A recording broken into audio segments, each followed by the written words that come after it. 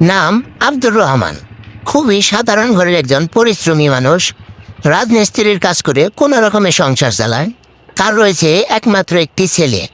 অনেক কষ্ট করে ছেলেকে লেখাপড়া করিয়েছে। এবার ছেলে এসএসসি পরীক্ষা দিয়েছে। তো আজ আব্দুর রহমানের ছেলের এসএসসি পরীক্ষার রেজাল্ট বের হয়েছে। তো রেজাল্ট শোনার পরে দেখুন বাবা ছেলের সাথে কি করে।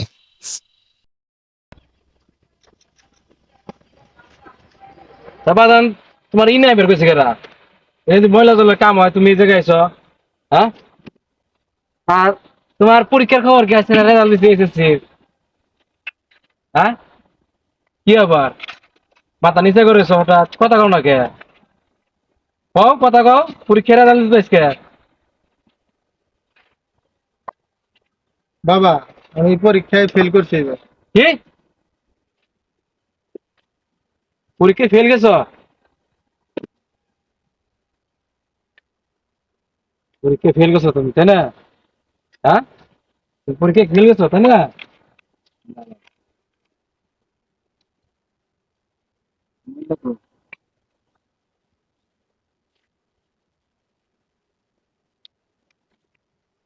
আচ্ছা,